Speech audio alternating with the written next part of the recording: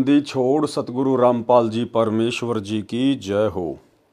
परम पिता परमात्मा सारी सृष्टि के रचनहार कुल मालिक असंख्य ब्रह्मांडों के स्वामी जगत गुरु तीनों लोकों में प्रवेश करके सबका भरण पोषण करने वाले राजाधिराज आत्माधार नाथों के नाथ देवों के देव महादेव सर्वेश्वर महेश्वर मृत्युंजय अजरो अमर आदि अनादि सनातनी प्रभु जगत पिता जगदीश्वर श्री श्री 1008 की उपाधि के वास्तविक अधिकारी अकाल मूरत शब्द स्वरूपी राम वासुदेव सर्वगतम ब्रह्म परम पूज्य प्रथम पूज्य परम संत परम पुरुष परम धनी परम दयालु सत्य कबीर हक्का कबीर अल्लाहु कबीर अल्लाहु अकबर बाखबर अल्लाह ताला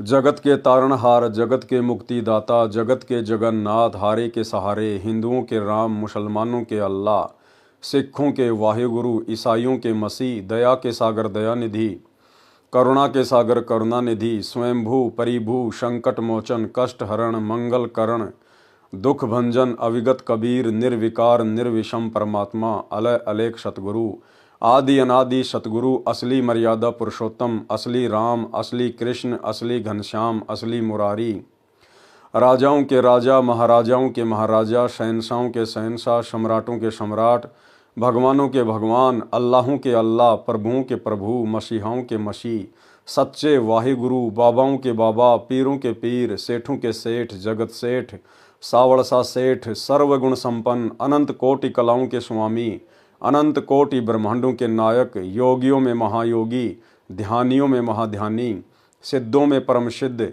ज्ञानियों में तत्वज्ञानी ब्रह्मज्ञानी महाज्ञानी परम ज्ञानी सर्वश्रेष्ठ ज्ञानी विज्ञानी युवा कबीर समर्थ कबीर असमवात अमित ओजा सच्चे रहनुमा करीम अल्लाह सुभान अल्लाह दुनिया के अंतिम पैगंबर 8 सितंबर 1951 से गांव धनाना जिला सोनीपत हरियाणा भारतवर्ष की पावन भूमि पे प्रकट रियल कल की भगवान श्री नारायण साकार हरि श्री बाबा साहेब शब्द स्वरूपी राम संत श्रोमणी सतगुरु रामपाल जी परमेश्वर जी के चरण कमल में साध संगति से जुड़े हुए देश विदेश से आप और हम सभी सत्सेवक भाई बहनों का अनंत कोटि दंडवत प्रणाम। सत्साई भाई और बहनों, दया पूज्य गुरुदेव की सारी सृष्टि के मालिक सतगुरु रामपाल जी भगवान की जिनके शुभ आशीर्वाद से विशेष आशीर्वाद से आप और हम सभी सत्सेवक भाई बहन साध संगति से जुड़कर अपनी आत्मा के कल्याण हेतु भक्ति मार्ग पर गुरुदेव के तत्व ज्ञान को आधार बनाकर दृढ़ता के साथ निरंतर आगे की ओर बढ़ रहे हैं। भाई और बहनों, कलयुग में परमेश्वर ने विशेष रजा बख्शी है साध संगति शुरू करवा के, क्योंकि साध संगति सतगुरु रामपाल जी परमेश्वर जी के भक्ति मार्ग का ट्रेनिंग सेंटर है। यहाँ पे आत्माओं को फिल्टर किया जाता है, ज्ञान आधार से गुरु की पहचान करवाई जाती है और जो भाव पूर्ण मोक्ष प्राप्ति के लिए गुरु के प्रत्येक भगत के अंदर होने चाहिए वो भाव केवल साध संगति से जुड़कर ही पैदा किए जा सकते हैं। तो जो आत्मा अभी तक साध संगति से जुड़ चुकी हैं उनका परम सौभाग्य जो निरंतर भक्ति मार्ग पर आगे की ओर बढ़ रही हैं। तो भाई और बहनों, पूज्य गुरुदेव भगवान के कर कमल से लिखित पवित्र पुस्तक कबीर सागर के सरलार्थ के ऊपर वीडियो बनाने की श्रृंखला जारी है। इस श्रृंखला में आज हमारा ये 54 नंबर का वीडियो है। प्रत्येक वीडियो में गुरुदेव भगवान के आशीर्वाद से आप और हमें कुछ न कुछ भक्ति मार्ग से संबंधित विशेष ज्ञान सुनने को मिलता है, जो ज्ञान गुरुदेव किसी कारणवश आप और हम भगत भाई बहनों की तुच्छ बुद्धि के स्तर को देखते हुए सार्वजनिक तौर पर सत्संगों में नहीं कह सके, वो ज्ञान गुरुदेव ने अपने कर कमल से लिखित पुस्तकों में छुपा के रख दिया, लिख कर रख दिया, जो अब समय आने पर साध संगति के माध्यम से धीरे धीरे उजागर हो रहा है और इस गूढ़ ज्ञान को सुनकर समझकर हमारी आत्मा गदगद हो रही है। तो भाई और बहनों, अब हम आगे बढ़ते हैं पूज्य गुरुदेव जी के कर कमल से लिखित पवित्र पुस्तक कबीर सागर के सरलार्थ पर। वीडियो नंबर 54 और कबीर सागर का सरलार्थ पेज नंबर 517। कबीर परमेश्वर जी का कलयुग में अवतरण। लेखक के शब्दों में, लेखक कौन? परम पूज्य सतगुरु रामपाल जी परमेश्वर जी। बंदी छोड़ कबीर परमेश्वर जी ने द्वापर युग में अपने प्रिय शिष्य सुदर्शन वाल्मीकि जी को शरण में लिया था भगत सुदर्शन जी के माता पिता ने परमेश्वर कबीर जी के ज्ञान को स्वीकार नहीं किया था, जिनके नाम थे, पिताजी का नाम था भिखुराम तथा माताजी का नाम था सुखवंती। जिस समय दोनों माता तथा पिता शरीर त्याग गए तो भगत सुदर्शन जी अत्यंत व्याकुल रहने लगे, भक्ति भी कम करते थे। अंतर्यामी करुणामय जी द्वापर युग में कबीर परमेश्वर करुणामय नाम से लीला कर रहे थे। उन्होंने अपने भगत के मन की बात जानकर पूछा, हे भगत सुदर्शन, आपको कौन सी चिंता सता रही है? क्या माता पिता का वियोग सता रहा है या कोई अन्य पारिवारिक परेशानी है? मुझे बताइए। भाई और बहनों, जो गलतियां आप और हम सभी परमेश्वर की आत्माएं सतयुग से लेकर कलयुग की प्रथम पीढ़ी तक करती आई हैं, जिन गलतियों के कारण हम मोक्ष के अधिकारी नहीं बन पाए, आज हमने उन तमाम गलतियों को गुरुदेव के तत्व ज्ञान को आधार बनाकर निकालना होगा। भगत सुदर्शन जब उनके माता पिताजी ने शरीर त्यागा तो उसके बाद वो व्याकुल रहने लगा, अपने माता पिता की चिंता में खोया खोया सा रहता था। गुरुदेव भगवान कह रहे हैं कि वो भक्ति भी कम करने लग गया था। भाई और बहनों, वर्तमान में हमने परमेश्वर को इस प्रकार की शिकायत का कोई मौका नहीं देना है। सौभाग्य यदि हमारे माता पिता भक्ति पर लग जाते हैं तो, अन्यथा बेटा हो या बेटी हो जिनको परमेश्वर का ज्ञान प्राप्त हो चुका है, शरण नसीब हो चुकी है, वे कोई कसर नहीं छोड़ते हैं अपने माता पिता को समझाने में, रिश्तेदारों को समझाने में। यदि माता पिता गुरुदेव की शरण में आ जाते हैं तो बहुत अच्छी बात है। यदि किसी कारण से अपने कमज़ोर संस्कारों की वजह से शरण में नहीं आ पाते हैं तो उपदेशी भगत ने, चाहे बहन हो या भाई हो, अपने माता पिता की बिल्कुल भी चिंता नहीं करनी है। हाँ, एक बेटा बेटी होने के नाते हमारा जो फर्ज है उनके साथ प्रेम पूर्वक व्यवहार करना, प्रेम से बोलना, अच्छा खिलाना, अच्छा पहनाना, वो हम करेंगे। परंतु आध्यात्मिक स्तर पर जब माता पिता का शरीर छूट जाए तो हमने बिल्कुल भी चिंता नहीं करनी है कि माता जी गधी बनेगी या गधा बनेगी, नरक में जाएगी या स्वर्ग में जाएगी। क्योंकि हम भाई बहनों ने हमारा जो फर्ज था उनके बेटा बेटी होने के नाते वो हमने पूरा निभाया। हमने उनको परमात्मा से जोड़ने का पूरा प्रयास किया, उनके आत्म कल्याण के लिए हमने उनको बहुत समझाया, परंतु वो नहीं माने तो इसमें आप और हमारा कोई दोष नहीं है। गुरुदेव भगवान ने बताया कि यहाँ पर कोई किसी का सगा संबंधी नहीं है, सब एक दूसरे के साथ पूर्व जन्म के ऋण संबंधों के कारण जुड़े हुए हैं। इसलिए माता का अपना अलग संस्कार था, पिता का अपना अलग संस्कार था, बेटा बेटी का अपना अलग संस्कार होता है। हम तो केवल अपना माता पिता समझते हैं, बेटा बेटी समझते हैं, लेकिन असल में वो सब परमात्मा की आत्मा है और परमात्मा को पता होता है कि कौन आत्मा कब इस ज्ञान को ग्रहण करेगी, किस आत्मा का कब वो शुभ दिन आएगा जिस दिन वो अपनी भक्ति पूरी करके सतलोक के लिए प्रस्थान करेगी। तो जिस प्रकार से असंख्य जन्म भटकने के बाद बार बार अनेक युगों में, अनेक जन्मों में गुरुदेव भगवान की शरण में आने के बाद आप और हम उनके ज्ञान को नहीं समझ पाए और हर बार कोई न कोई गलती करके मोक्ष से वंचित रह गए, उसी प्रकार भाई और बहनों आने वाले समय में जो हमारे माता पिता हैं, जो गुजर गए हैं या वर्तमान में जिंदा हैं, जब उनका कोई शुभ समय आएगा, शुभ संस्कार आएगा, तो ये परमात्मा उनको भी अपनी शरण में अवश्य लेगा। और जैसे हमें अनेक युगों के बाद साफ करके सतलोक के लिए तैयार किया है, ऐसे ही अपनी उन आत्माओं को भी परमात्मा तैयार करेगा। इसलिए हमने ये ज्ञान हो जाने के बाद ज़्यादा से ज़्यादा स्वयं के आत्म कल्याण की चिंता होनी चाहिए, ना कि अनुपदेशी परिवार के किसी भी सदस्य की। लेकिन यहाँ पर भगत सुदर्शन जी बहुत ज़्यादा व्याकुल रहने लगे, चिंतित रहने लगे। लेकिन परमात्मा तो अंतर्यामी है, भला उनसे कौन क्या छुपा सकता है। अपने भगत के मन की बात जानकर पूछा, हे भगत सुदर्शन, आपको कौन सी चिंता सता रही है? क्या माता पिता का वियोग सता रहा है या कोई अन्य पारिवारिक परेशानी है? मुझे बताइए। भगत सुदर्शन जी ने कहा, हे बंदी छोड़, हे अंतर्यामी, आप सर्वज्ञ हैं, आप बाहर भीतर की सर्व स्थिति से परिचित हैं। हे प्रभु, मुझे मेरे माता पिता के निधन का दुख नहीं है, क्योंकि वे बहुत वृद्ध हो चुके थे। आपने बताया है कि यह 5 तत्व का पुतला एक दिन नष्ट होना है। मुझे चिंता सता रही है कि मेरे माता पिता अत्यंत पुण्यात्मा, दयालु तथा धर्मात्मा थे। उन्होंने अपनी भक्ति लोकवेद अनुसार की थी, जो शास्त्र विधि के विरुद्ध थी, जिस कारण से उनका मानव जीवन व्यर्थ गया। अब पता नहीं किस प्राणी की योनि में कष्ट उठा रहे होंगे। आपसे नम्र निवेदन है, आपका दास चाहता है कि कभी मेरे माता पिता मानव शरीर प्राप्त करें तो उन्हें अपनी शरण में लेना परमेश्वर, तथा उन्हें भी भवसागर से काल ब्रह्म के लोक से पार करना मेरे दाता। मुझे यही चिंता सता रही है।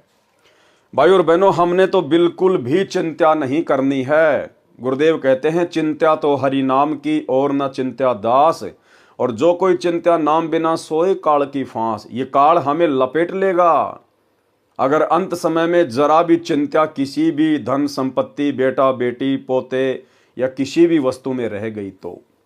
आज हमें गुरुदेव ने बिल्कुल संशय रहित कर दिया है। यदि आपके माता पिता ने नाम नहीं लिया है या आपके किसी अन्य परिवार के सदस्य ने नाम नहीं लिया है, और यदि आप मर्यादा में रह के भक्ति कर रहे हैं और गुरुदेव के बताए अनुसार 5 यज्ञ कर रहे हैं, दान धर्म कर रहे हैं, तो आपकी भक्ति के प्रतिफल में, आपके दान और पुण्य के प्रतिफल में परमेश्वर कभी न कभी किसी न किसी जन्म में आपके अन्य परिवार के सदस्यों को भी अपनी शरण में लेगा। और आपके जो पूर्वज थे, आपकी पीछे की 7 पीढ़ियों तक को मानव जन्म देगा परमात्मा। यदि परिवार में एक सदस्य उपदेशी है और दृढ़ता के साथ भक्ति पर लगा हुआ है, तो गुरुदेव भगवान ने बताया उसकी पिछली 7 पीढ़ियों तक को ये परमात्मा मनुष्य जन्म देगा, भले वो किसी भी योनि में भटक रहे हैं। और आगे आने वाली 101 पीढ़ियों को ये परमात्मा पार करेगा, उनका मोक्ष करेगा, उद्धार करेगा। तो भाई और बहनों, हमने चिंता केवल अपने आत्म कल्याण की रखनी है, किसी अन्य की नहीं। मुझे यही चिंता सता रही है। परमेश्वर कबीर जी ने सोचा कि ये भोला भगत सुदर्शन माता पिता के मोह में फंसकर काल जाल में ही रहेगा। काल ब्रह्म ने मोह रूपी पास बहुत दृढ़ बना रखा है। ये विचार कर परमेश्वर कबीर जी ने कहा, हे भगत सुदर्शन, आप चिंता मत करो, मैं आपके माता पिता को अवश्य शरण में लूंगा तथा पार करके ही दम लूंगा। आप सत्य लोक जाओ, ये चिंता छोड़ो। परमेश्वर कबीर जी के आश्वासन के पश्चात भगत सुदर्शन जी सत्य साधना करके सत्य लोक को गया, पूर्ण मोक्ष प्राप्त किया। और ये बात आप और हमें भली भांति गुरुदेव के ज्ञान आधार से समझ में आ चुकी है कि वो तमाम आत्माएं वर्तमान में फिर से मनुष्य जन्म प्राप्त करेंगी इस कलयुग की बिचली पीढ़ी में, क्योंकि कलयुग की बिचली पीढ़ी ही पूर्ण मोक्ष प्राप्ति का समय होता है। भगत सुदर्शन के माता पिता वाले जीवों के कलयुग के अन्य मानव जन्मों की जानकारी।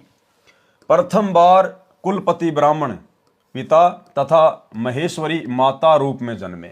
दोनों का विवाह हुआ, संतान नहीं हुई। एक दिन महेश्वरी जी सूर्य की उपासना करते हुए हाथ फैलाकर पुत्र मांग रही थी। उसी समय कबीर परमेश्वर जी उसके हाथों में बालक रूप बनाकर प्रकट हो गए। सूर्य का पारितोष यानी तोहफा जानकर बालक को घर ले गई। वे बहुत निर्धन थे, उनको प्रतिदिन 1 तोला सोना परमात्मा के बिछोने के नीचे मिलने लगा। ये भी उन्होंने सूर्य देव की कृपा माना। 5 वर्ष की आयु का होने पर उनको भक्ति बताई, परंतु बालक जानकर उनको परमात्मा की एक बात पर भी विश्वास नहीं हुआ। उस जन्म में उन्होंने परमात्मा को नहीं पहचाना, जिस कारण से परमेश्वर कबीर जी बालक रूप अंतर ध्यान हो गए। दोनों पति पत्नी पुत्र मोह में व्याकुल हुए। परमात्मा की सेवा के फलस्वरूप उनको अगला जन्म भी मानव का मिला। चंदवारा शहर में पुरुष का नाम चंदन तथा स्त्री का नाम उर्धा था। ब्राह्मण कुल में जन्म हुआ। दोनों निसंतान थे। एक दिन उर्धा सरोवर पर स्नान करने गई। वहां कबीर परमेश्वर जी कमल के फूल पर शिशु रूप धारण करके विराजमान हुए। उर्धा बालक कबीर जी को उठाकर घर ले गई। लोक लाज के कारण चंदन ने पत्नी से कहा कि इस बालक को जहां से लाई थी वहीं छोड़कर आ, कुल के लोग मजाक करेंगे। दोनों पति पत्नी परमात्मा को लेकर जल में डालने चले तो परमात्मा उनके हाथों से गायब हो गए। दोनों बहुत व्याकुल हुए। परमात्मा का पारितोष न लेने के भय से सारी आयु रोते रहे। अगला जन्म भी मानव का हुआ। कथा इस प्रकार है। ये तीसरे जन्म की कथा लिख रहे हैं परमात्मा आगे भगत सुदर्शन के माता पिता की। भगत सुदर्शन वाल्मीकि के माता पिता वाले जीवों को कलयुग में तीसरा मानव शरीर प्राप्त हुआ। भारतवर्ष के काशी शहर में सुदर्शन के पिता वाले जीव ने एक ब्राह्मण के घर जन्म लिया तथा गौरी शंकर नाम रखा गया, तथा सुदर्शन जी की माता वाले जीव ने भी एक ब्राह्मण के घर कन्या रूप में जन्म लिया तथा सरस्वती नाम रखा। युवा होने पर दोनों का विवाह हुआ। गौरी शंकर ब्राह्मण भगवान शिव का उपासक था तथा शिव पुराण की कथा करके भगवान शिव की महिमा का गुणगान किया करता था। गौरी शंकर निर्लोभी था। कथा करने से जो धन प्राप्त होता था उसे धर्म में ही लगाया करता था। जो व्यक्ति कथा कराते थे तथा सुनते थे सभी गौरी शंकर ब्राह्मण के त्याग की प्रशंसा करते थे, जिस कारण से पूरी काशी में गौरी शंकर की प्रसिद्धि हो गई थी। अन्य स्वार्थी ब्राह्मणों का कथा करके धन एकत्रित करने का धंधा बंद हो गया। इस कारण से वे ब्राह्मण उस गौरी शंकर ब्राह्मण से ईर्ष्या रखते थे। इस बात का पता मुसलमानों को लगा कि ये गौरी शंकर ब्राह्मण काशी में हिंदू धर्म के प्रचार को जोर शोर से कर रहा है, इसको किस तरह बंद करें। मुसलमानों को पता चला कि काशी के सभी ब्राह्मण गौरी शंकर से ईर्ष्या रखते हैं। इस बात का लाभ मुसलमानों ने उठाया। गौरी शंकर व सरस्वती के घर के अंदर अपना पानी छिड़क दिया। अपना जूठा पानी उनके मुख पर लगा दिया, कपड़ों पर भी छिड़क दिया तथा आवाज लगा दी कि गौरी शंकर तथा सरस्वती मुसलमान बन गए हैं। पुरुष का नाम नूर अली उर्फ नीरू तथा स्त्री का नाम नियामत उर्फ नीमा रखा। अन्य स्वार्थी ब्राह्मणों को पता चला तो उनका दाव लग गया। उन्होंने तुरंत ही ब्राह्मणों की पंचायत बुलाई तथा फैसला कर दिया कि गौरी शंकर तथा सरस्वती मुसलमान बन गए हैं। अब इनका ब्राह्मण समाज से कोई नाता नहीं रहा है। इनका गंगा में स्नान करने, मंदिर में जाने तथा हिंदू ग्रंथों को पढ़ने पर प्रतिबंध लगा दिया गया है। गौरी शंकर अर्थात नीरू जी कुछ दिन तो बहुत परेशान रहे। जो कथा करके धन आता था उसी से घर का निर्वाह चलता था। उसके बंद होने से रोटी के भी लाले पड़ गए। नीरू ने विचार करके अपने निर्वाह के लिए कपड़ा बुनने का कार्य प्रारंभ किया, जिस कारण से जुलाहा कहलाया। कपड़ा बुनने से जो मजदूरी मिलती थी उसे अपना तथा अपनी पत्नी का पेट पालता था। जिस समय धन अधिक आ जाता तो उसको धर्म में लगा देता था। एक शिक्षा है भाई और बहनों। 650 साल पहले नीरू और नीमा जिन्होंने कबीर परमेश्वर के मुंह बोले पालक माता पिता की भूमिका निभाई, वो वैसे ही बहुत ज्यादा निर्धन थे, गरीब थे। कपड़ा बुन के अपना रोजी रोटी का काम चलाया करते थे। और गुरुदेव कह रहे हैं कि ऐसी स्थिति में भी यदि कभी कभार कपड़ा बुनने के कारण थोड़ा बहुत पैसा ज्यादा आ जाता था तो वो संचय नहीं करते थे, वो वापस धर्म में लगा दिया करते थे, भंडारे में लगा दिया करते थे। उन्होंने अपने घर पर कभी धन का संचय नहीं किया। ये शिक्षा वर्तमान में आप और हम भगत भाई बहनों ने लेनी है कि हम वर्तमान समय में क्या कर रहे हैं। जिस समय धन अधिक आ जाता था तो उसको धर्म में लगा देता था। विवाह को कई वर्ष बीत गए थे, उनको कोई संतान नहीं हुई। दोनों पति पत्नी ने बच्चे होने के लिए बहुत अनुष्ठान किए, साधु संतों का आशीर्वाद भी लिया, परंतु कोई संतान नहीं हुई। हिंदुओं द्वारा उन दोनों का गंगा नदी में स्नान करना बंद कर दिया गया था। उनके निवास स्थान से लगभग 4 किलोमीटर दूर एक लहर तारा नामक सरोवर था, जिसमें गंगा नदी का ही जल लहरों के द्वारा नीची पटरी के ऊपर से उछल कर आता था, इसलिए उस सरोवर का नाम लहर तारा पड़ा। उस तालाब में बड़े बड़े कमल के फूल उगे हुए थे। मुसलमानों ने गौरी शंकर का नाम नूर अली रखा, जो उर्फ नाम से नीरू कहलाया, तथा पत्नी का नाम नियामत रखा, जो उर्फ नाम से नीमा कहलाई।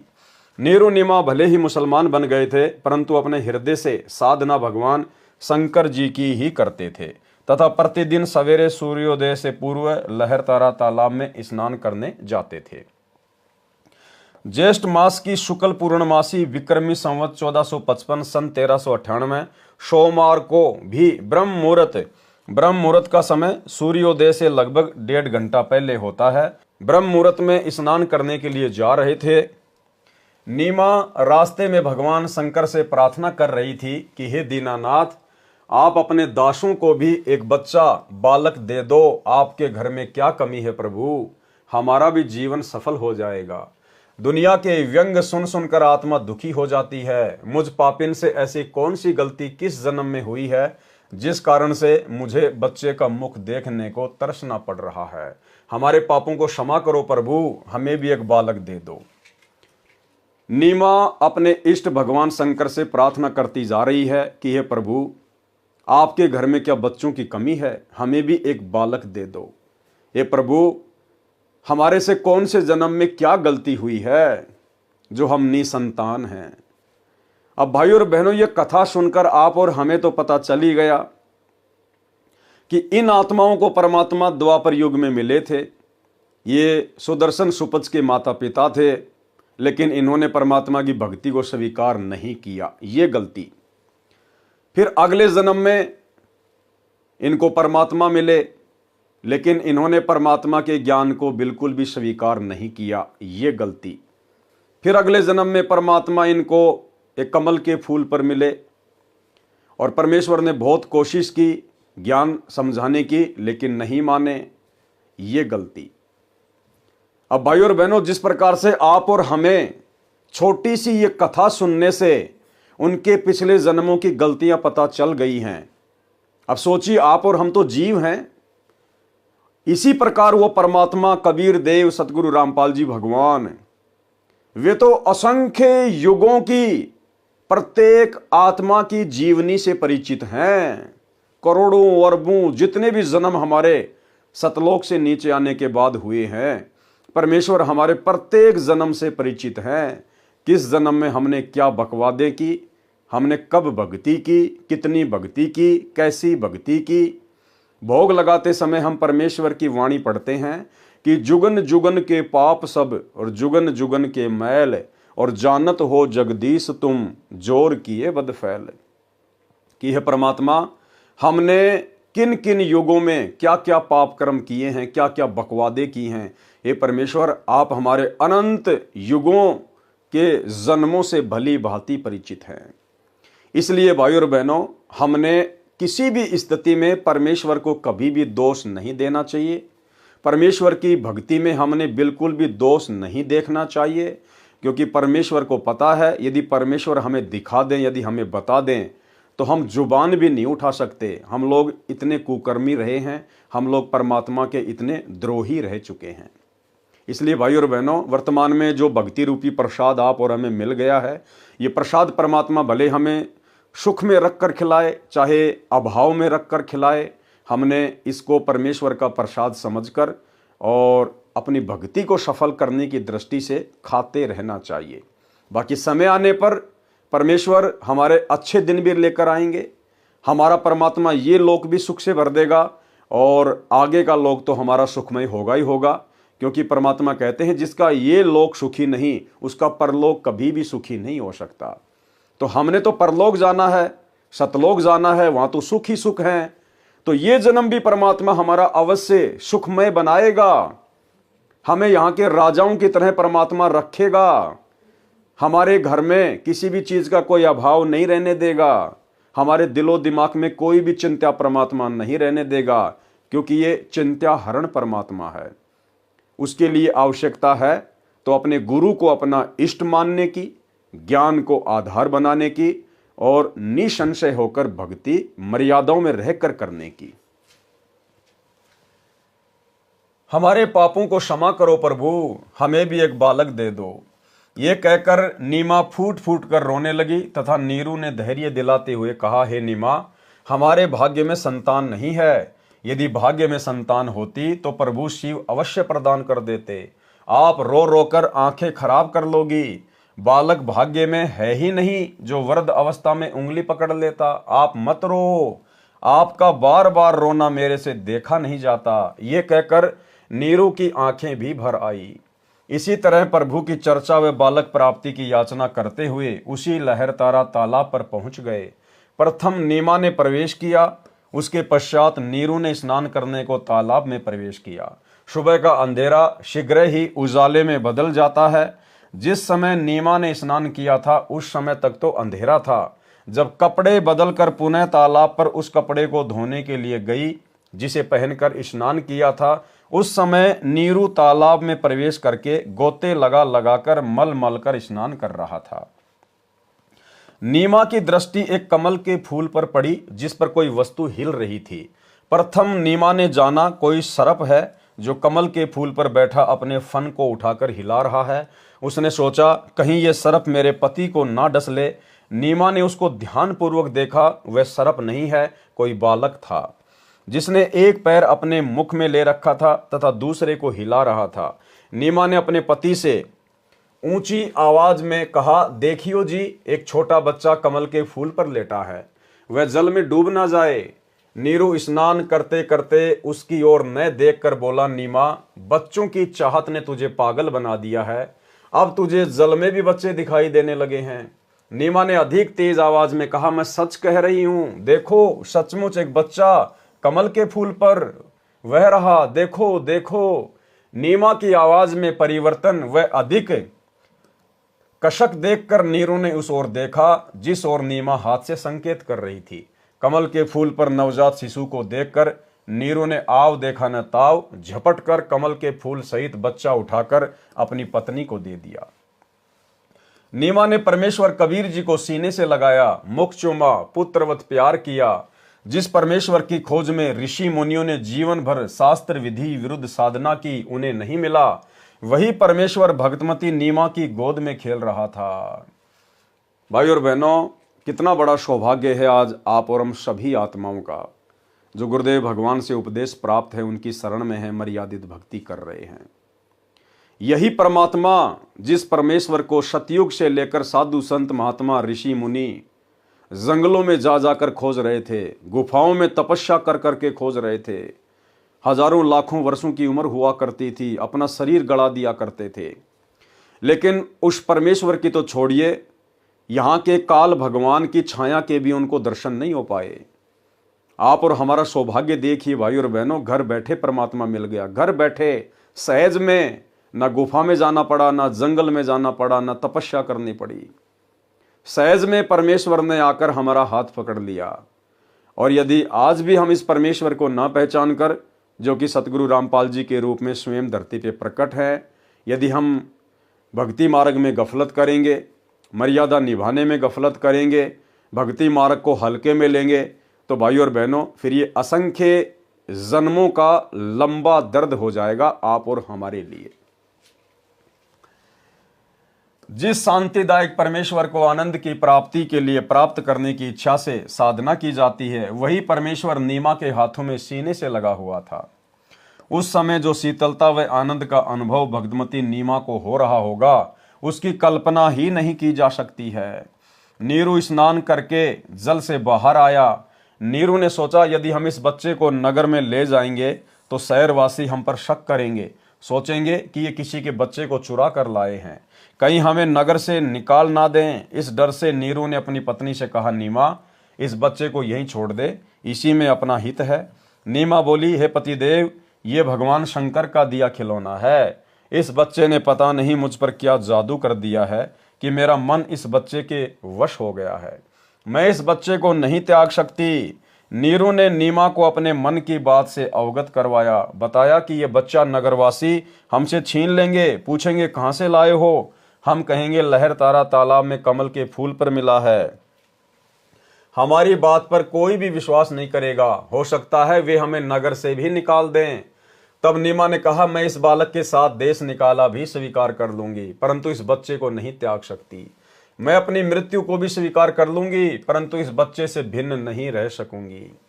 नीमा का हठ देखकर नीरू को गुस्सा आ गया तथा अपने हाथ को थप्पड़ मारने की स्थिति में उठाकर आंखों में आंसू भरकर करुणा भरी आवाज में बोला, नीमा, मैंने आज तक तेरी किसी भी बात को नहीं ठुकराया, ये जानकर कि हमारे कोई बच्चा नहीं है। मैंने तुझे पति तथा पिता दोनों का प्यार दिया है। तू मेरे नम्र स्वभाव का अनुचित लाभ उठा रही है। आज मेरी स्थिति को न समझकर अपने हठी स्वभाव से मुझे कष्ट दे रही है।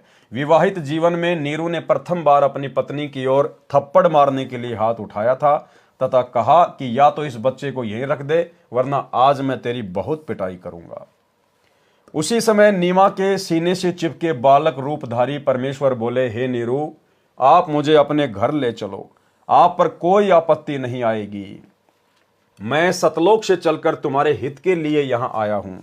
नवजात शिशु के मुख से उपरोक्त वचन सुनकर नीरू नूर अली डर गया, कहीं ये कोई देव या पितर या कोई सिद्ध पुरुष न हो और मुझे श्राप ना दे दे। इस डर से नीरू कुछ नहीं बोला, घर की ओर चल पड़ा। पीछे पीछे उसकी पत्नी परमेश्वर को प्यार करती हुई चल पड़ी। प्रतिदिन की तरह ज्येष्ठ मास की पूर्णमासी विक्रमी संवत 1455 1398 ईस्वी सोमवार को भी एक अष्टानंद नामक ऋषि, जो स्वामी रामानंद ऋषि जी के शिष्य थे, काशी शहर से बाहर बने लहरतारा तालाब के स्वच्छ जल में स्नान करने के लिए प्रतिदिन की तरह गए। ब्रह्म मुहूर्त का समय था। ब्रह्म मुहूर्त का समय सूर्योदय से लगभग 1.5 घंटा पूर्व का होता है। ऋषि अष्टानंद जी ने लहरतारा तालाब में स्नान किया। वे प्रतिदिन वही बैठकर कुछ समय अपनी पाठ पूजा किया करते थे। ऋषि अष्टानंद जी ध्यान मगन होने की चेष्टा कर रहे थे। उसी समय उन्होंने देखा कि आकाश से एक प्रकाश पुंज नीचे की ओर आता दिखाई दिया। वह इतना तेज प्रकाश था, उसे ऋषि जी की चरम दृष्टि सहन नहीं कर सकी। जिस प्रकार आंखें सूर्य की रोशनी को सहन नहीं कर पाती, सूर्य के प्रकाश को देखने के पश्चात आंखें बंद करने पर सूर्य का आकार दिखाई देता है, उसमें प्रकाश अधिक नहीं होता। इसी प्रकार प्रथम बार परमेश्वर के प्रकाश को देखने से ऋषि जी की आंखें बंद हो गई। बंद आंखों में शिशु को देखकर फिर से आंखें खोली। ऋषि अष्टानंद जी ने देखा कि वह प्रकाश लहरतारा तालाब पर उतर गया है, जिससे पूरा सरोवर प्रकाशमान हो गया तथा देखते ही देखते वह प्रकाश जलाशय के एक कोने में सिमट गया। ऋषि अष्टानंद जी ने सोचा, यह कैसा दृश्य मैंने देखा? ये मेरी भक्ति की उपलब्धि है या मेरा दृष्टि दोष है? इसके विषय में गुरुदेव स्वामी रामानंद जी से पूछूंगा। ये विचार करके ऋषि अष्टानंद जी अपनी शेष साधना को छोड़कर अपने पूज्य गुरुदेव के पास गए। स्वामी रामानंद जी को सर्व घटनाक्रम बताकर पूछा, हे गुरुदेव, ये मेरी भक्ति की उपलब्धि है या मेरी भ्रमणा है? मैंने प्रकाश आकाश से नीचे की ओर आते देखा, जिसे मेरी आंखें सहन नहीं कर सकी। आंखें बंद हुई तो नवजात शिशु दिखाई दिया। पुनः आंखें खोली तो उस प्रकाश से पूरा जलाशय ही जगमगा गया। उसके पश्चात वह प्रकाश उस तालाब के कोने में सिमट गया। मैं आपसे कारण जानने की इच्छा से अपनी साधना बीच में ही छोड़कर आया हूं। कृपया मेरी शंका का समाधान कीजिए। ऋषि रामानंद स्वामी जी ने अपने शिष्य अष्टानंद से कहा, हे ब्राह्मण, ये न तो तेरी भक्ति की उपलब्धि है, न आपका दृष्टि दोष ही है। इस प्रकार की घटनाएं उस समय होती हैं जिस समय ऊपर के लोकों से कोई देव पृथ्वी पर अवतारण धारण करने के लिए आते हैं। वह किसी स्त्री के गर्भ में निवास करता है, फिर बालक रूप धारण करके नर लीला करके अपना अपेक्षित कार्य पूर्ण करता है। कोई देव ऊपर के लोकों से आया है, वह काशी नगर में किसी के घर जन्म लेकर अपना प्रारब्ध पूरा करेगा। उपरोक्त वचनों द्वारा ऋषि रामानंद स्वामी जी ने अपने शिष्य अष्टानंद की शंका का समाधान किया। उन ऋषियों की यह धारणा थी कि सर्व अवतार गण माता के गर्भ से ही जन्म लेते हैं। बालक को लेकर नीरू तथा नीमा अपने घर जुलाहा मोहल्ला कॉलोनी में आई। जिस भी नर नारी ने नवजात शिशु रूप में परमेश्वर कबीर जी को देखा, वह देखता ही रह गया। परमेश्वर का शरीर अति सुंदर था। आंख जैसे कमल का फूल हो, घुंघराले बाल, लंबे हाथ, लंबी लंबी अंगुलियां, शरीर से मानो नूर झलक रहा हो। पूरी काशी नगरी में ऐसा अद्भुत बालक नहीं था। जो भी देखता वही अन्य को बताता कि नूर अली को एक बालक तालाब पर मिला है, आज ही उत्पन्न हुआ शिशु है। डर के मारे लोकलाज के कारण किसी विधवा ने डाला होगा। बालक को देखने के पश्चात उसके चेहरे से दृष्टि हटाने को दिल नहीं करता। आत्मा अपने आप खींची जाती है। पता नहीं बालक के मुख पर कैसा जादू है। पूरी काशी परमेश्वर के बालक रूप को देखने को उमड़ पड़ी। स्त्री पुरुष झुंड के झुंड बनाकर मंगल गान गाते हुए नीरू के घर बच्चे को देखने को आए। बच्चे कबीर परमेश्वर को देखकर हर कोई कह रहा था ये बालक तो कोई देवता का अवतार है, कोई कह रहा था ये तो साक्षात विष्णु जी ही आए लगते हैं, कोई कह रहा था ये भगवान शिव ही अपनी काशी नगरी को कृतार्थ करने को उत्पन्न हुए हैं, कोई कह रहा था ये तो किन्नर का अवतार है, कोई कह रहा था ये पितर नगरी से आया है। ये सर्व वार्ता सुनकर नीमा अप्रसन्न होकर कहती कि मेरे बच्चे के विषय में कुछ मत कहो, हे अल्लाह मेरे बच्चे की इनकी नजर से रक्षा करना। तुमने कभी बच्चा देखा भी है कि नहीं? ऐसे समूह के समूह मेरे बालक को देखने आ रहे हो। आने वाले स्त्री पुरुष बोले, हे नीमा हमने बालक तो बहुत देखे हैं परंतु आपके बालक जैसा नहीं देखा, इसलिए हम इसे देखने आए हैं। ऊपर अपने अपने लोकों से श्री ब्रह्मा जी, श्री विष्णु जी तथा श्री शिव जी भी झांक कर देखने लगे। काशी के वासियों के मुख से अपने में से श्री ब्रह्मा, श्री विष्णु तथा श्री शिव में से यह एक बालक होने की बात सुनकर बोले कि यह बालक तो किसी अन्य लोक से आया है, इसके मूल स्थान से हम भी अपरिचित हैं, परंतु है बहुत शक्ति युक्त, कोई सिद्ध पुरुष है। शिशु कबीर परमेश्वर का नामांकन यानी परमात्मा का नामकरण करना। नीरू अर्थात नूर अली तथा नीमा पहले हिंदू ब्राह्मण ब्राह्मणी थे। इस कारण लालचवश ब्राह्मण लड़के का नाम रखने आए। उसी समय काजी मुसलमान अपनी पुस्तक कुरान शरीफ को लेकर लड़के का नाम रखने के लिए आ गए। उस समय दिल्ली में मुगल बादशाहों का शासन था जो पूरे भारतवर्ष पर शासन करते थे, जिस कारण हिंदू समाज मुसलमानों से दबता था।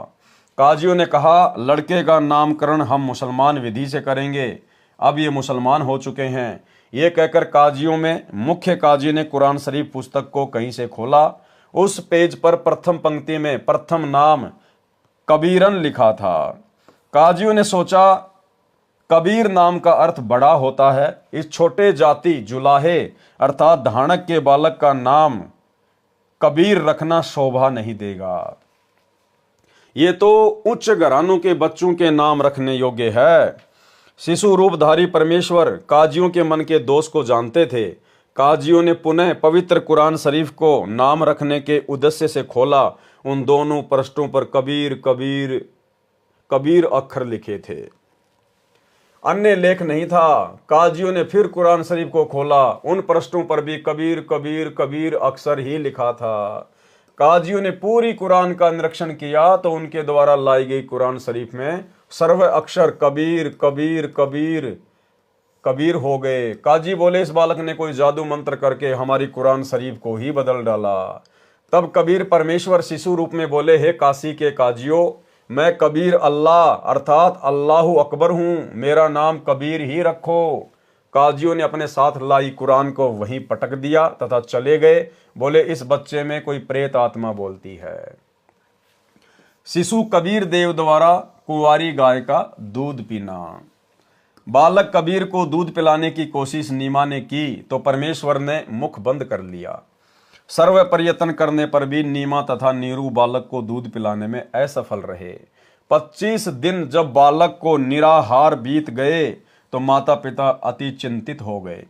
24 दिन से नीमा तो रो रो कर विलाप कर रही थी, सोच रही थी ये बच्चा कुछ भी नहीं खा रहा है, ये मरेगा, मेरे बेटे को किसी की नजर लगी है। 24 दिन से लगातार नजर उतारने की विधि भिन्न भिन्न स्त्री पुरुषों द्वारा बताई प्रयोग करके थक गई, कोई लाभ नहीं हुआ। आज 25वां दिन उदय हुआ। माता नीमा रात्रि भर जागती रही तथा रोती रही कि पता नहीं ये बच्चा कब मर जाएगा, मैं भी साथ ही फांसी पर लटक जाऊंगी, मैं इस बच्चे के बिना जीवित नहीं रह सकती। बालक कबीर का शरीर पूर्ण रूप से स्वस्थ था तथा ऐसे लग रहा था जैसे बच्चा प्रतिदिन 1 किलो दूध पीता हो।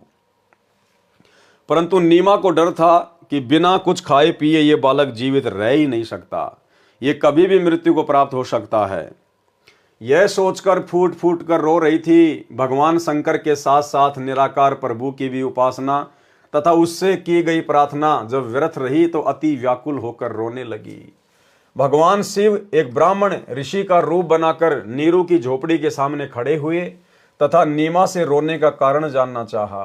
नीमा रोती रही, हिचकियां लेती रही। संत रूप में खड़े भगवान शिव जी के अति आग्रह करने पर नीमा रोती रोती कहने लगी, हे ब्राह्मण, मेरे दुख से परिचित होकर आप भी दुखी हो जाओगे।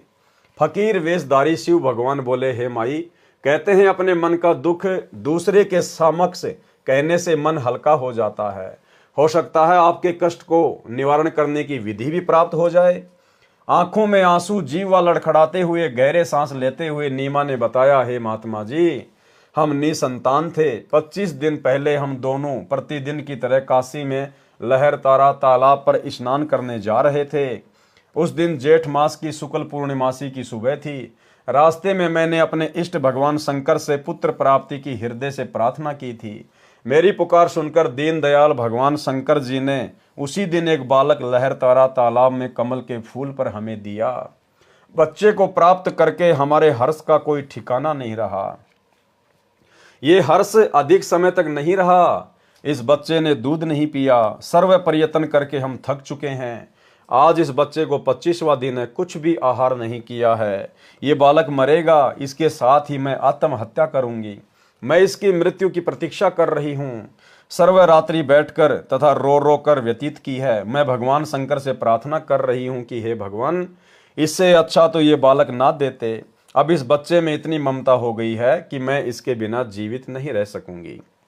नीमा के मुख से सर्व कथा सुनकर साधु रूपधारी भगवान शंकर ने कहा, आपका बालक मुझे दिखाइए। नीमा ने बालक को पालने से उठाकर ऋषि के समक्ष प्रस्तुत किया। दोनों प्रभुओं की आपस में दृष्टि मिली।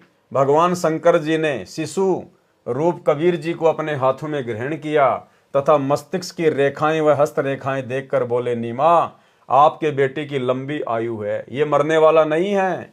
देख कितना स्वस्थ है, कमल जैसा चेहरा खिला है। नीमा ने कहा, हे विप्रवर, बनावटी सांत्वना से मुझे संतोष होने वाला नहीं है। बच्चा दूध पिएगा तो मुझे सुख की सांस आएगी। 25 दिन के बालक का रूप धारण किए परमेश्वर कबीर जी ने भगवान शिव से कहा, हे भगवान, आप इन्हें कहो एक कुंवारी गाय लाए। आप उस कुंवारी गाय पर अपना आशीर्वाद भरा हाथ रखना, वह दूध देना प्रारंभ कर देगी। मैं उस कुंवारी गाय का दूध पीऊंगा। वह गाय आजीवन बिना ब्याए अर्थात कुंवारी रहकर ही दूध दिया करेगी। उस दूध से मेरी परवरिश होगी। परमेश्वर कबीर जी तथा भगवान शंकर शिव जी की 7 बार चर्चा हुई। शिवजी ने नीमा से कहा, आपका पति कहाँ है? नीमा ने अपने पति को पुकारा। वह भीगी आंखों से उपस्थित हुआ तथा ब्राह्मण को प्रणाम किया। ब्राह्मण ने कहा, नीरू, आप एक कुंवारी गाय लाओ, वह दूध देवेगी। उस दूध को यह बालक पिएगा।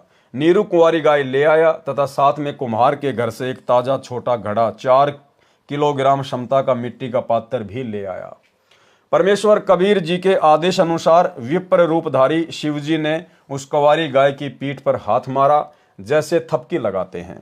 गौ माता के थन लंबे लंबे हो गए तथा थनों से दूध की धार बह चली। नीरू को पहले ही वह पात्र थनों के नीचे रखने का आदेश दे रखा था।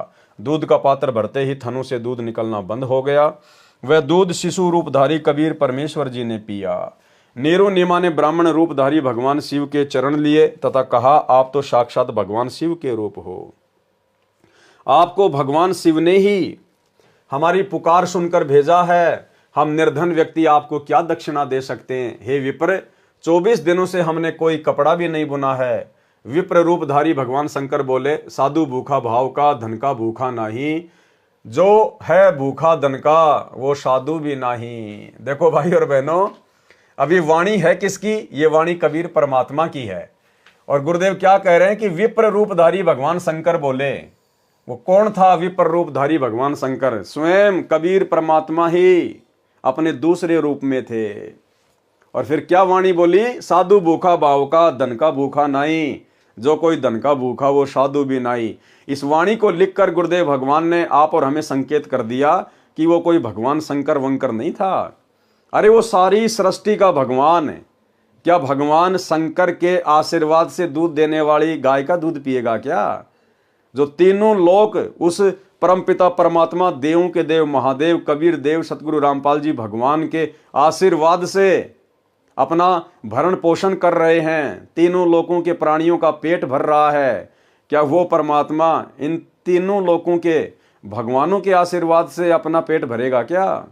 तो ये वाणी यहाँ पर लिखकर गुरुदेव भगवान ने संकेत कर दिया कि भगवान शंकर के रूप में वो जो विप्र था वो खुद परमात्मा ही था।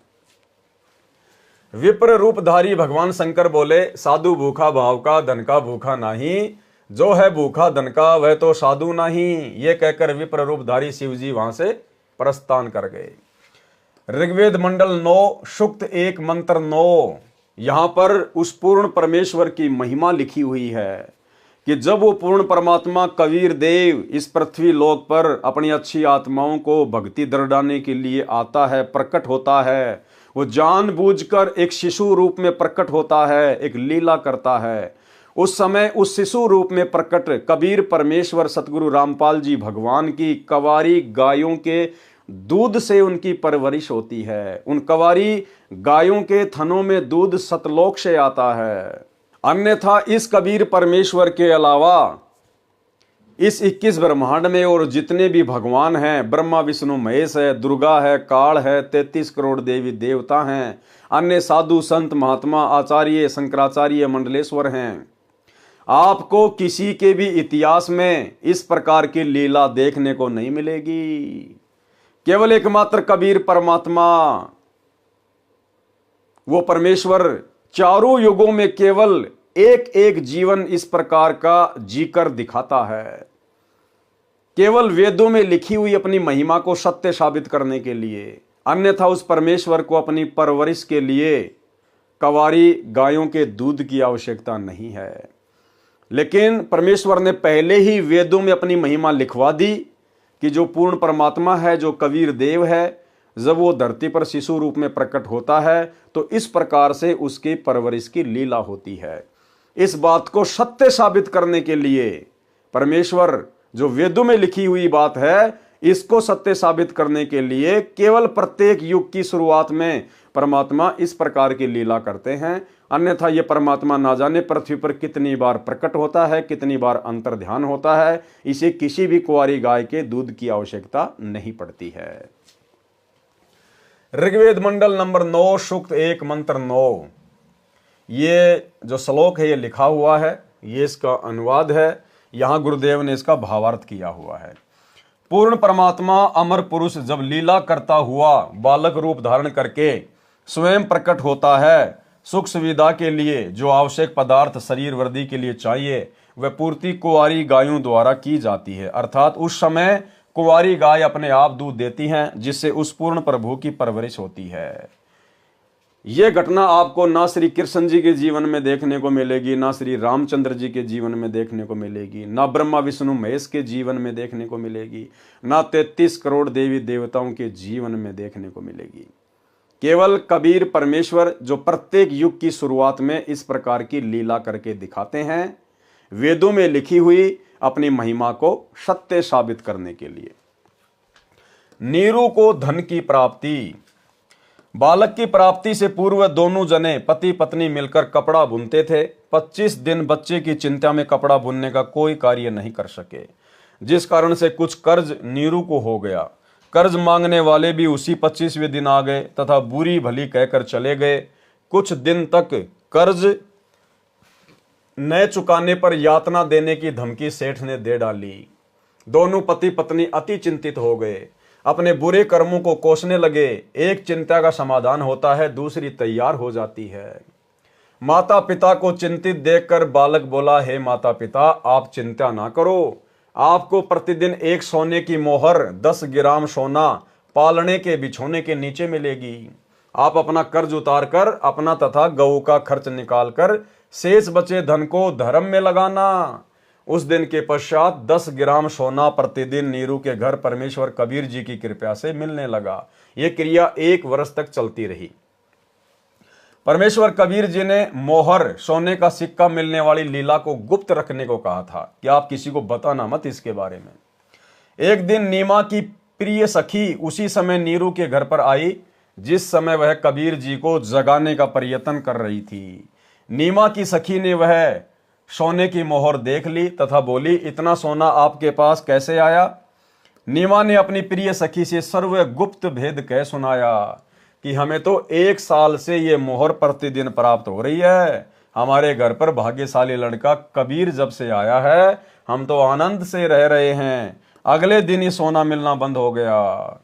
देखो, ये होता है परमात्मा के वचन को काटना। परमात्मा ने, कबीर देव ने कह दिया था कि इस गुप्त भेद को किसी से भी ना कहना, यानी वो परमात्मा का एक वचन हो गया। लेकिन नीमा ने परमेश्वर के वचन को तोड़ दिया, उसी दिन से सोना बंद हो गया।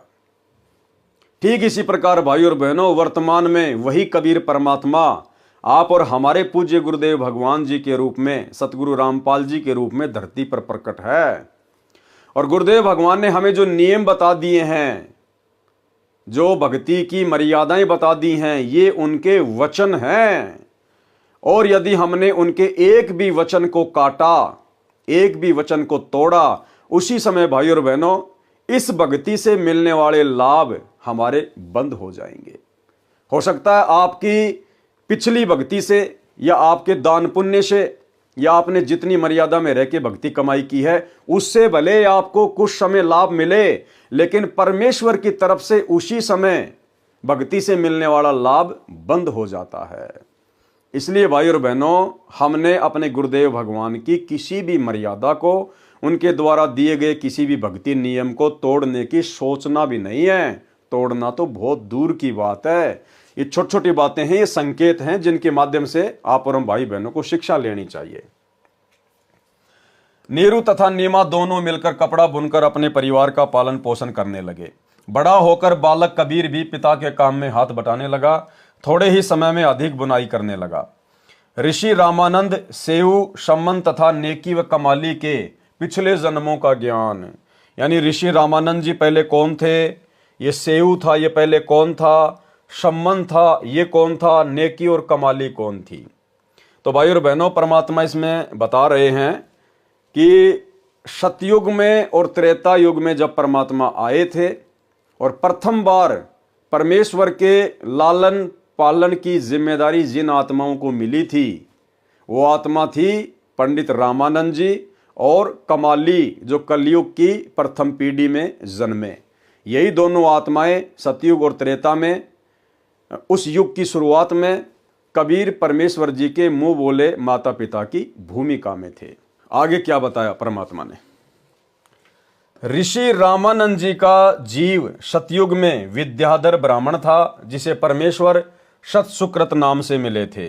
त्रेता युग में वह वेदविग नामक ऋषि था, जिसको परमेश्वर मुनिंद्र नाम से शिशु रूप में प्राप्त हुए थे। तथा कमाली वाली आत्मा सतयुग में विद्याधर की पत्नी दीपिका थी। त्रेता युग में सूर्या नाम की वेदविद ऋषि की पत्नी थी। उस समय इन्होंने परमेश्वर को पुत्रवत पाला तथा प्यार किया था।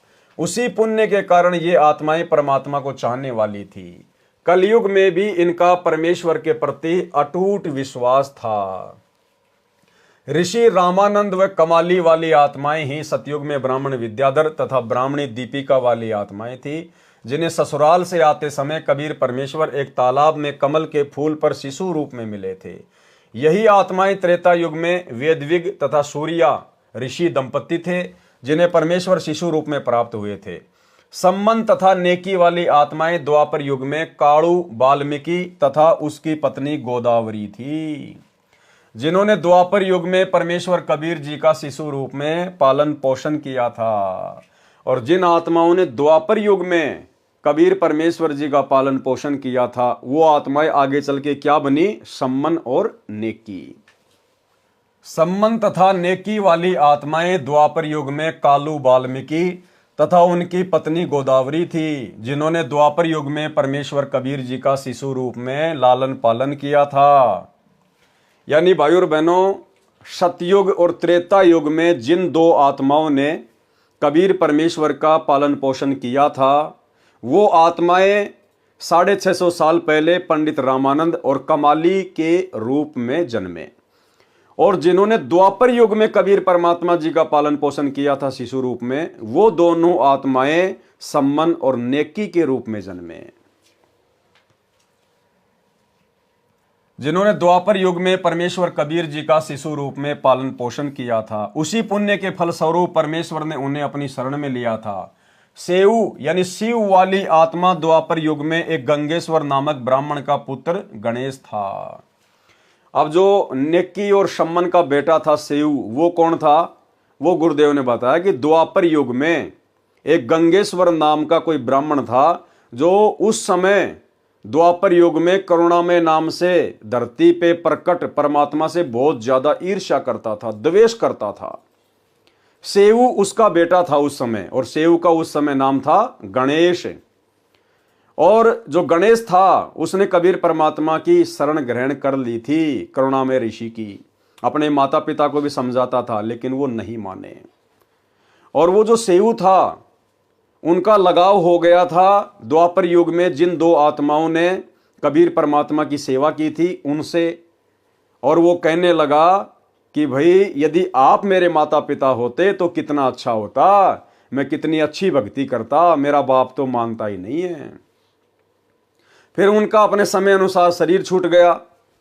और फिर अंत में वो जो गणेश था वो द्वापर युग में जिन दो आत्माओं ने परमात्मा के माता पिता की भूमिका की थी उन्हीं के पास में रहने लगा, जिससे उनका आपस में मोह बन गया।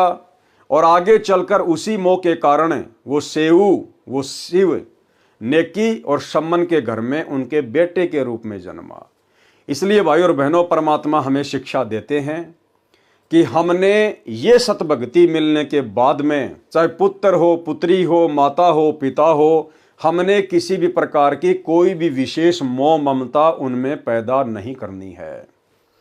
यदि आप माता पिता हैं, आपके घर में संतान है, तो केवल परमेश्वर की आत्मा समझकर, परमेश्वर के बेटा बेटी समझकर, अपने आप को नौकर मजदूर समझकर हमने केवल उनकी परवरिश की भूमिका करनी है। उनके अंदर हमने विशेष मोह ममता पैदा नहीं करनी है, अन्यथा हम काल के जाल में फंस जाएंगे। ये सेऊ का उदाहरण बहुत बड़ी बात है। अब आगे क्या कह रहे हैं गुरुदेव भगवान। सेऊ, शिव वाली आत्मा द्वापर में ही एक गंगेश्वर नामक ब्राह्मण का पुत्र गणेश था, जिसने अपने पिता के घोर विरोध के पश्चात भी मेरे उपदेश को नहीं त्यागा था, तथा गंगेश्वर ब्राह्मण वाली आत्मा कलयुग में शेख तकी बना। वो गंगेश्वर ब्राह्मण जो द्वापर में सेऊ का पिता था, उसने द्वापर में भी परमात्मा से ईर्ष्या रखी, और कलयुग की प्रथम पीढ़ी में वो बना शेख तकी, सिकंदर लोदी का धार्मिक गुरु, जिसने 650 साल पहले भी परमात्मा के विरोधी की ही भूमिका निभाई, जिसने अपने पिता के घोर विरोध के पश्चात भी मेरे उपदेश को नहीं त्यागा था, तथा गंगेश्वर ब्राह्मण वाली आत्मा कलयुग में शेख तकी बना। वह द्वापर युग से ही परमेश्वर का विरोधी था। गंगेश्वर वाली आत्मा शेख तकी को काल ब्रह्म ने फिर से प्रेरित किया, जिस कारण से शेख तकी गंगेश्वर परमेश्वर कबीर जी का शत्रु बना। भगत श्री कालू तथा गोदावरी का गणेश माता पिता तुल्य सम्मान करता था। जो सेऊ था द्वापर युग में उसका नाम गणेश था, और उस समय वो कालू तथा गोदावरी जिन्होंने परमात्मा के मुंह बोले माता पिता की भूमिका निभाई थी, उनका विशेष सम्मान किया करता था। रो रो कर कहता था, काश आज मेरा जन्म आप वाल्मीकि के घर होता। मेरे माता पिता कालू तथा गोदावरी भी गणेश से पुत्रवत प्यार करते थे, उनका मोह भी उस बालक में अत्यधिक हो गया था। इसी कारण से वे फिर से उसी गणेश वाली आत्मा अर्थात सेऊ के माता पिता नेकी तथा सम्मन बने। देखो भाई और बहनों, परमेश्वर के किसी भी वचन में कोई हेर फेर नहीं मिलेगी। परमात्मा कहते हैं, जहां आशा तहां बाशा होई, मन कर्म वचन सुमरियो सोई। कालू की और गोदावरी की दोनों की उस समय उस गणेश में ममता बन गई, और उस गणेश की कालू और गोदावरी में माता पिता की तरह ममता बन गई, और अंत तक रही। अब देख लो फिर कलयुग में वो फिर आपस में बेटा बेटी बन के पैदा हो गए। तो भाई और बहनों, ये परमेश्वर हमें शिक्षा दे रहे हैं कि यदि हमारी जरा सी भी आस्था हमारे किसी भी रिश्ते नाते में रहेगी, चाहे हम कुछ भी भक्ति कर रहे हैं, कैसे भी भक्ति कर रहे हैं, हमें पुनः परमेश्वर के विधान अनुसार वापस वहीं पर दोबारा से जन्म लेना पड़ेगा। इसलिए भाई और बहनों, हमने अपनी तरफ से पूरी सावधानी बरतनी है। बाकी कलयुग की बिचली पीढ़ी है, परमात्मा भी अपनी तरफ से हमें बहुत सारा सहारा देगा। यदि हम मर्यादा में रह के भक्ति पर लगे रहेंगे तो भक्ति की शक्ति से और गुरुदेव के विशेष आशीर्वाद से, उनकी मेहर से अंत समय में ये परमात्मा हमारी किसी भी धन में, कार में, कोठी में, बेटा बेटी में, पोता पोती में, ये परमात्मा ध्यान जाने ही नहीं देगा। लेकिन फिर भी हमने अपनी तरफ से पूरी सतर्कता बरतनी है। इसी कारण से वे फिर से उसी गणेश वाली आत्मा अर्थात सेऊ के माता पिता नेकी तथा सम्मन बने। सम्मन की आत्मा ही नौशेरवा शहर में नौशेर खां राजा बना, फिर बलक बुखारे का बादशाह इब्राहिम अदम सुल्तान हुआ, तब उसको पुनः भक्ति पर लगाया। शिशु कबीर की सुन्नत करने का असफल प्रयत्न। शिशु रूपधारी कबीर देव की सुन्नत करने का समय आया तो पूरा जन समूह संबंधियों का इकट्ठा हो गया। नाई जब शिशु कबीर जी के लिंग को सुन्नत करने के लिए कैंची लेकर गया तो परमेश्वर ने अपने लिंग के साथ एक लिंग और बना लिया।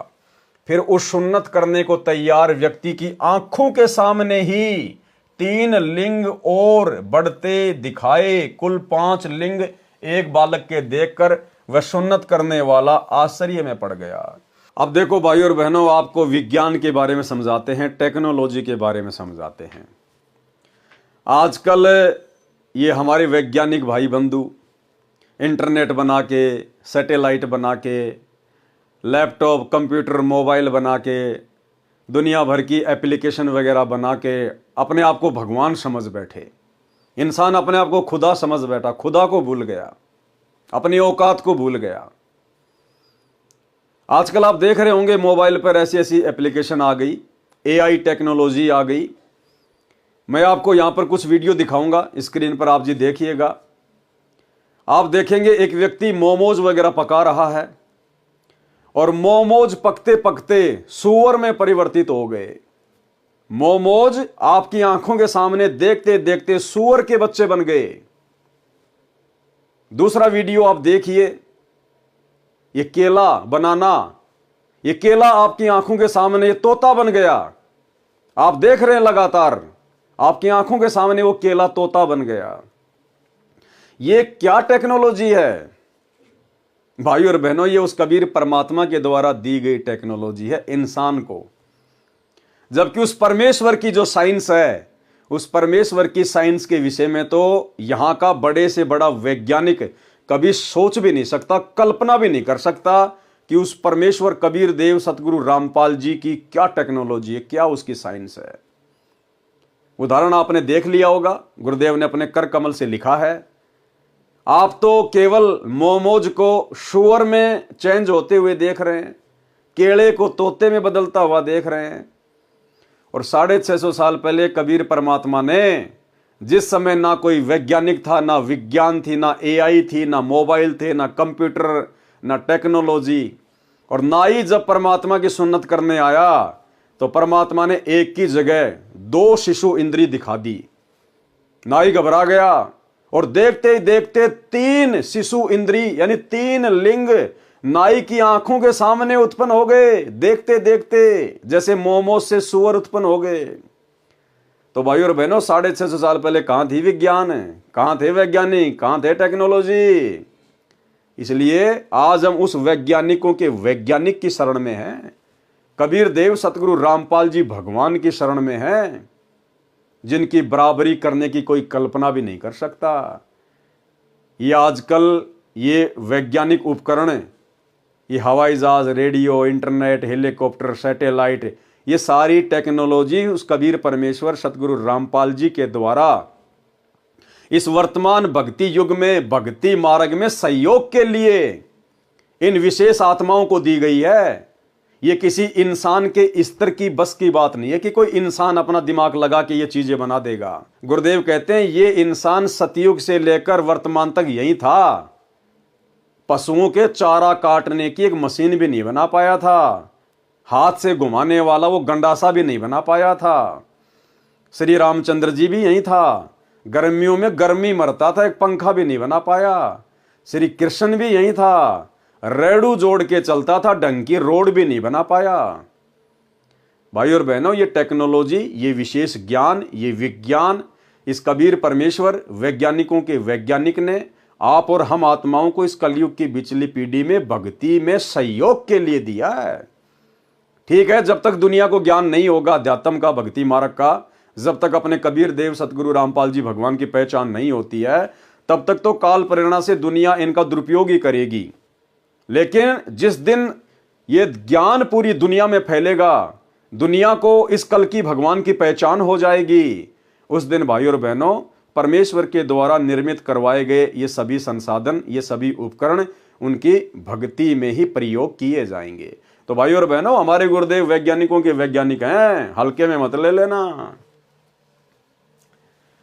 फिर उस सुन्नत करने को तैयार व्यक्ति की आंखों के सामने 3 लिंग और बढ़ते दिखाए। कुल 5 लिंग एक बालक के देखकर वह सुन्नत करने वाला आश्चर्य में पड़ गया। तब कबीर जी शिशु रूप में बोले, भैया एक ही लिंग की सुन्नत करने का विधान है मुसलमान धर्म में, बोल 4 शेष की सुन्नत कहां करानी है, जल्दी बोल। शिशु को ऐसे बोलते सुनकर तथा 5 लिंग बालक के देखकर नाई ने अन्य उपस्थित व्यक्तियों को बुलाकर वह अद्भुत दृश्य दिखाया।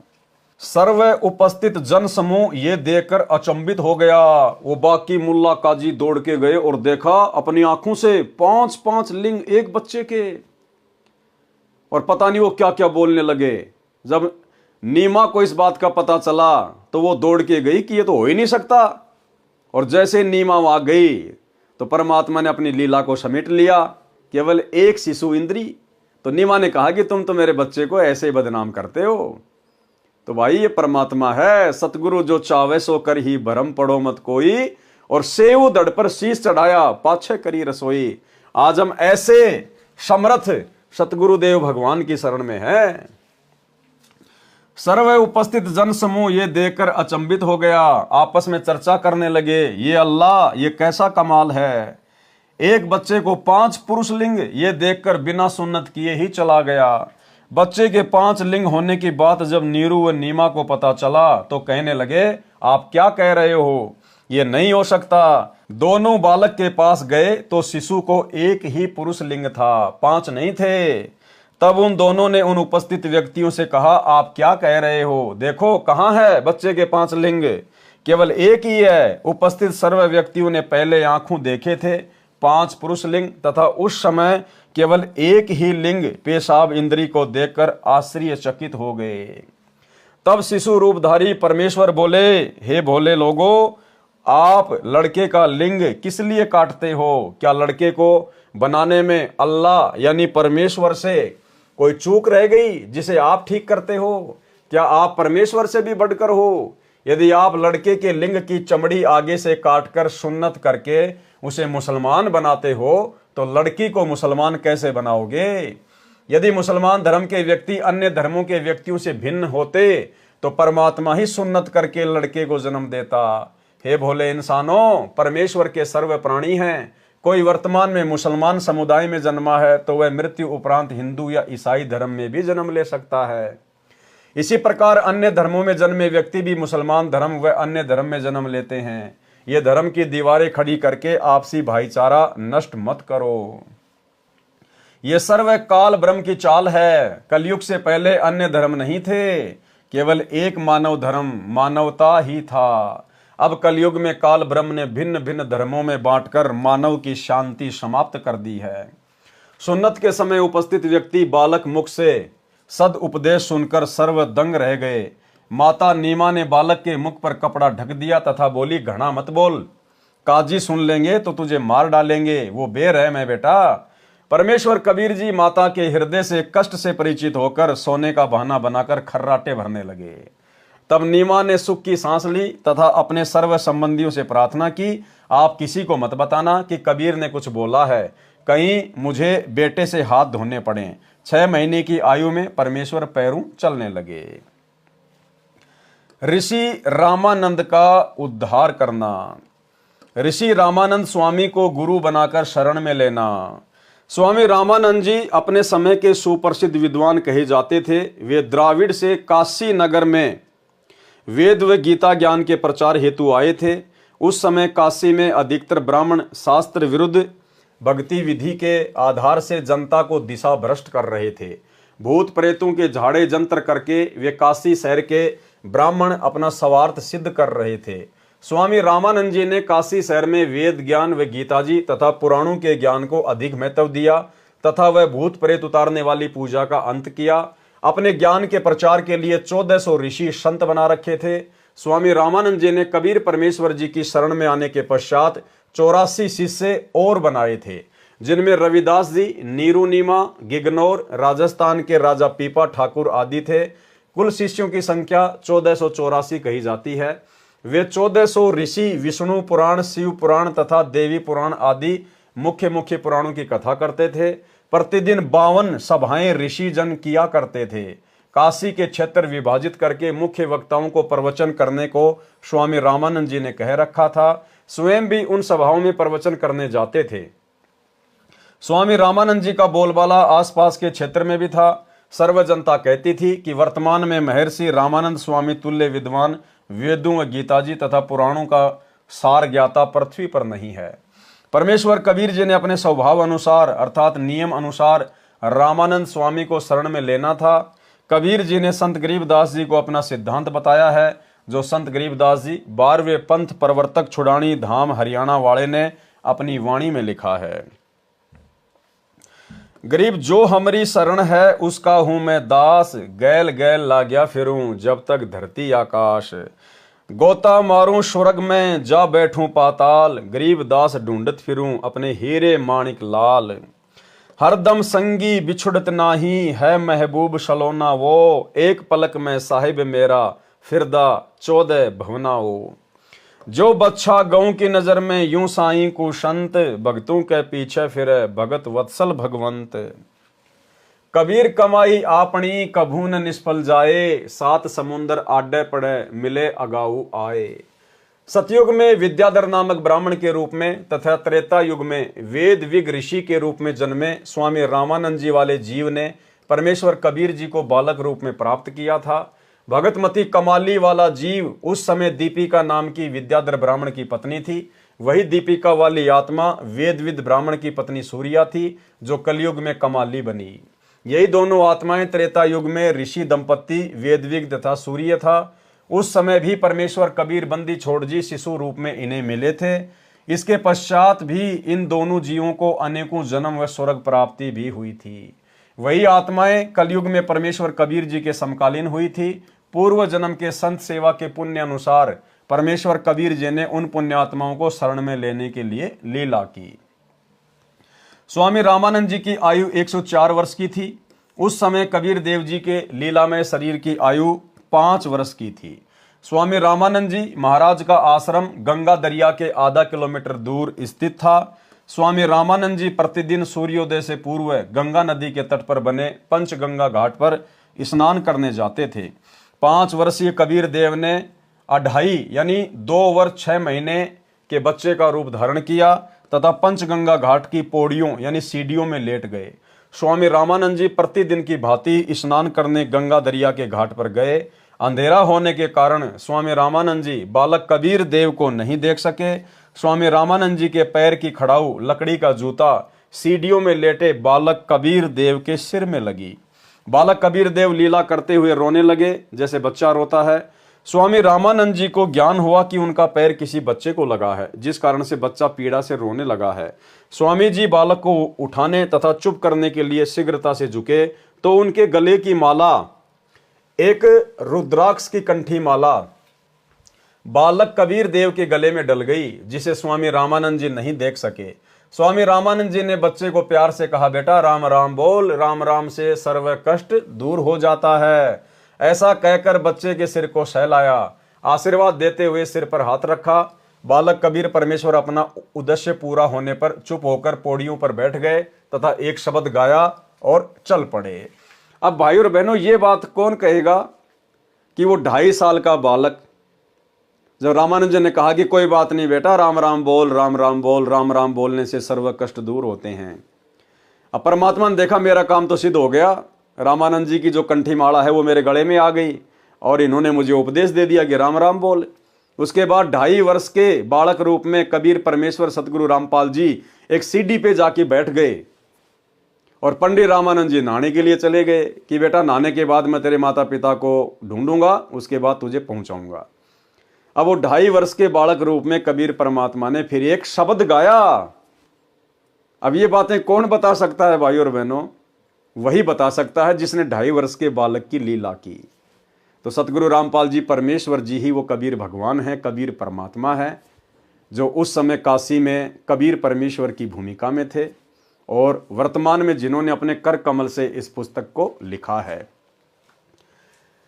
यह शब्द अगम निगम बोध के पृष्ठ 34 पर लिखा है। गुरु रामानंद जी समझ पकड़ियो मोरी बाही, जो बालक रुंझुनिया खेलत सो बालक हम नाई।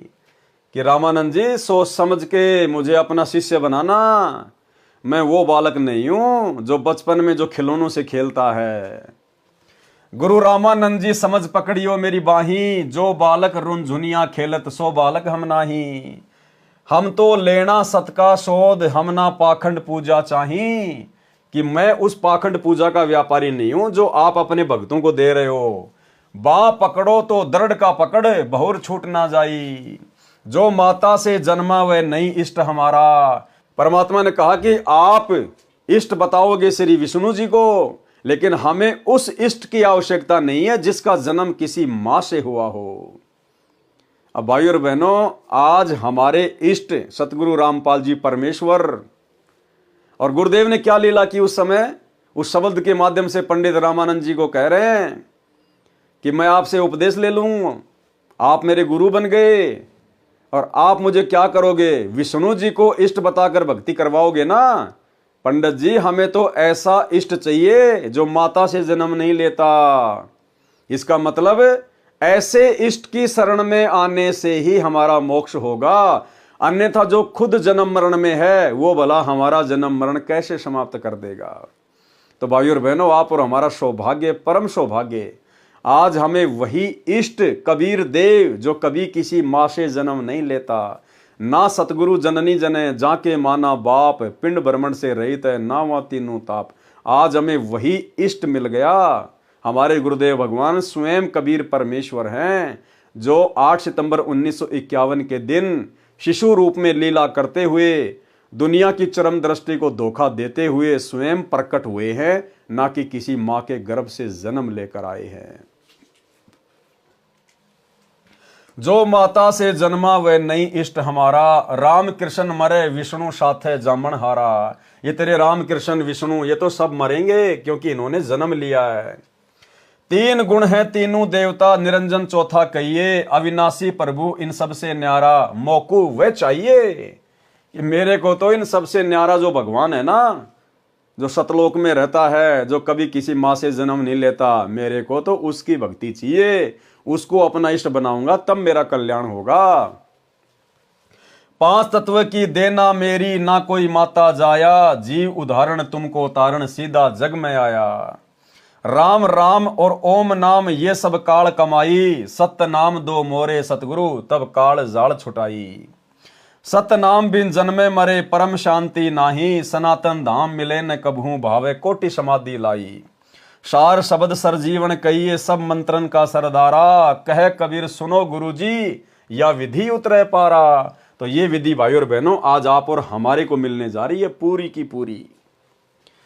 स्वामी रामानंद जी ने विचार किया कि वह बच्चा रात्रि में रास्ता भूल जाने के कारण यहां आकर सो गया होगा, इसे अपने आश्रम में ले जाऊंगा, वहां से इसे इनके घर भिजवा दूंगा। ऐसा विचार करके स्नान करने लगे। परमेश्वर कबीर जी वहां से अंतर्ध्यान हुए तथा अपनी झोपड़ी में सो गए। कबीर परमेश्वर ने इस प्रकार स्वामी रामानंद जी को गुरु धारण किया। ऋषि विवेकानंद जी से ज्ञान चर्चा। तो भाई और बहनों, आज की वीडियो में केवल इतना ही। कल रात्रि 8 बजे फिर से सभी भगत भाई बहन लाइव जुड़ेंगे एक नए वीडियो के साथ में। गुरुदेव के कर कमल से लिखित इस पवित्र पुस्तक के ऊपर जो वीडियो बनाने की श्रृंखला जारी है, इन वीडियो को देखने से सुनने से हम ढेर सारे पुण्य के भागी बनते हैं। आप और हमारा सौभाग्य जो परमेश्वर ने हमारे ऊपर रजा बख्शी, दया बख्शी। कल रात्रि 8 बजे फिर से सभी भाई बहन दास के Facebook page Pawan Das is live के ऊपर लाइव जुड़िए एक नई वीडियो के साथ में। तब तक गुरुदेव भगवान हम सबको आज्ञा दें, इजाज़त दें, आशीर्वाद दें। बंदी छोड़ सतगुरु रामपाल जी भगवान की जय हो।